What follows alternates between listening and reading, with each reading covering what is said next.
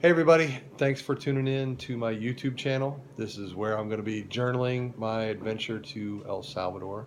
I'm joined today by Eunice Ahn, Hello. or as they call her in El Salvador, Eunice.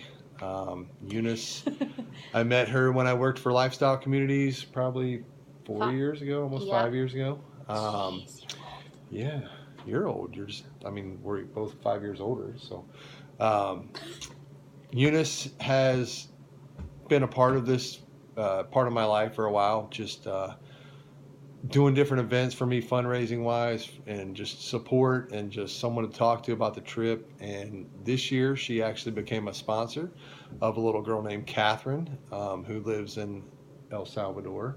So she's been part of correspondence with her, sending letters back and forth, and gifts and videos and things. So it's been really special to watch how that's kind of happened. So thank you. So Eunice is going to take her chance and ask me 3 questions about this upcoming trip. Okay. So the first thing I want to ask you is when you come home, what's the most difficult part of being home, or what do you miss the most about El Salvador? Um, the transition period from any mission trip is always tough. I think no matter where you go, whether it's South Africa, El Salvador, or whatever, I think you're exposed to different things that you may not see here in America, as far as levels of poverty or just pollution or whatever the circumstance is. So that's always a hard period because you come back with kind of that I feel guilty for what I have mentality, Mm-hmm. which I don't think people should necessarily feel that way because I think we're blessed with what we do have. But I think it gives people a good chance to maybe reevaluate some things. So that's always something hard to transition out of. As far as what I miss most, honestly, is the people, just the relationships I've built with people there. Um, it's always hard to just say goodbye or see you next time because I don't really know when that next time is going to be. Mm-hmm. So this trip will be a little different because this time I'm the one who doesn't know. I don't know when I'm coming home. So Right. it'll be a little different for me this time. Gotcha. Okay. What value do you think you add to the lives in El Salvador, or the people you meet and interact with and help? Wow. Okay. So she's going to put me on the spot.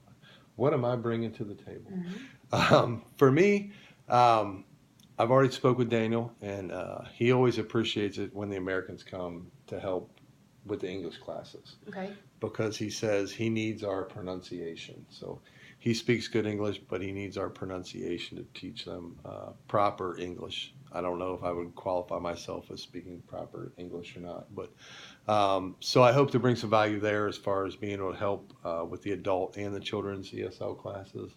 Um, on a different level, I guess, and I've mentioned this in a couple of the other videos, but the theme for me the past couple of years has just been hope, to just inspire hope, just for these kids, for these adults who are trying to learn new things, for the kids in the communities who don't know if they'll be able to finish school or if they'll even be able to, get good grades or do things like that or get out of a situation that they're in, for the kids that are on the streets, just to be able to inspire some sort of hope in them, just through support and just Alex mentioned it in the last video, just through the routine of me being there every day.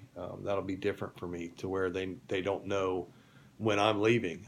I don't know when I'm leaving. So just to have that constant reinforcement of, hey, I'm here. I'm still here. I'm still in your corner. So I think hopefully that'll bring some value to people's lives there. I have a follow up question from that. Mm-hmm. So, other than you, when you are trying to get groups together of individuals to go with you on these trips, do you ever have somebody give you not negative feedback, but like, do you ever have somebody say, well, why don't I just donate this amount of money instead of giving my time? Or do you have somebody say things like, why would we go there only for a week to do this and then come back to our normal lives? Like, do you ever have anyone that says that type of stuff to you and thinks about it in that sense where they feel like just a week isn't going to make a big enough difference and they're almost like insulting the people in El Salvador by just coming in for a week, helping, and then just leaving and going back to their normal lives again?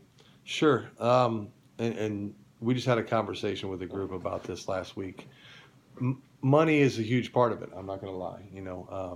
Financial contributions are huge to what Daniel does. It's a nonprofit organization there, so they depend solely on our money. The government there does not really support them like they do here, where you can apply for grants and different things. He's been able to get some funding from actually the German embassy, which is weird, but there's some Germans that come and visit, and they were able to secure some money for him. So I always tell people that the money's awesome. Like if you just want to support financially, whatever, that's 100% awesome. I mean, it helps everyday efforts down there. But I feel like spending that money or sending that money and having the opportunity to go and see where your money goes and spend time with the people that it's going to help is a huge benefit of being able to do that, because a lot of opportunities that are out there as far as fundraising or nonprofits and things like that, you don't ever get that opportunity to go. So, I feel like the people are kind of ripping themselves off by not taking advantage of that. Sure. But but mission work travel is not for everybody. So I totally understand that too. Just to be in the game somehow, whether that's financially or mission trips. To the other point, as far as is a week enough to really make an impact? I recently watched a video this week of our men's February trip. And Bill, the guy who has the bicycle shop in Hilliard, his section of the video that we did with all the guys from the trip, we did one-on-one videos with them. It's up on YouTube. I can share the link. But he did a really good job of explaining how everything we did there was incremental. Every shovel full of dirt we shoveled was just a little piece. Every meal we served to someone was just a little piece. And until you go and understand the full operation there, it's hard to understand how all those pieces add up to be something big. Mm-hmm. So, a week doesn't seem like a long time. 2 weeks doesn't seem like a long time for some people. For some people, it's way too much. So every little piece, every day, every hour, every minute you spend there doing something with that group, I feel like he said adds up incrementally to something huge. Yeah. So yeah, I guess that's how I would answer those two. Shout out to Bill. Go Bill. Okay. Cyclical nature bicycles. Hilliard, Ohio, Main Street. Okay, last question. Where do you see yourself in 5 years? Where do you want to be in 5 years? 5 years. I still want to be on this planet, breathing. Hopefully. I hope. I don't know. I'm getting old. Eunice has already said that once in the video that I'm old. So I don't know. I don't know what the plan is. I've said that moving forward. I don't know if God's plan for me is 3 months, 6 months, a year, the rest of my life. I don't know what that looks like. I'm trusting that He'll reveal that to me. I guess if I had to picture 5 years ahead, it would be that no matter what this is, if this is a 6-month thing, a 1-year thing, a 5-year thing, that at the end of that, I would be able to look and say, okay, I made an impact. CDF has grown. There's more projects. There's more, kids that were in the streets that are now in the home, that are now transitioning to college or university. There are more kids that I knew in the communities that are now graduating from high school or moving on to different levels of school. There are more adults that I helped in the English classes that now have better jobs for their families. So I guess that would be the 5-year forecast, is that I hope I could just look back and see, whether I'm here or whether I'm there, that this journey made a difference or an impact. Okay, last question. Sorry, I know this is 3 questions, but I cheated. Describe yourself in 3 adjectives. Go. What's an adjective? Is that the action one? I'm really not good at English. Yeah. No. Actions are verbs. Okay, so adjectives not verbs. are like happy, comical, caring, kind. Okay. Words that describe you. So I'm going to cheat because I don't like talking about myself. And Eunice can't say anything about that. But this is exactly why I asked it. Because we both sat here and said before this that it's funny we're doing this video because we're both pretty introverted. We're both don't like being in the spotlight. We both don't like being on camera. So we did an exercise in February when I was on the men's trip where we do affirmations. So we ask everybody to write down one word that describes us, like how they see us. Okay. So the ones that I got, that I kind of expected, being the one that put the trip together, were, and I view myself as striving to be these things. Okay. Is a leader, Okay.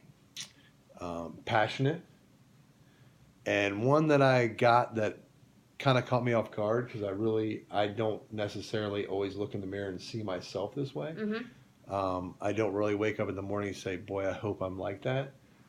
But after hearing it, I hope that I do come off that way, and that was sincere.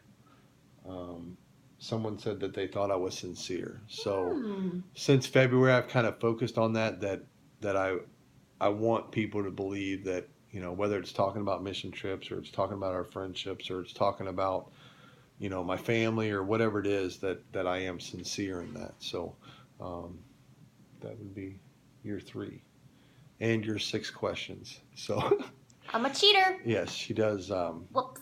different math. So yeah, that's it. Cool. Well, thank you for doing this with me. Thanks for tuning in and watching. If you know Eunice, she's a fitness guru.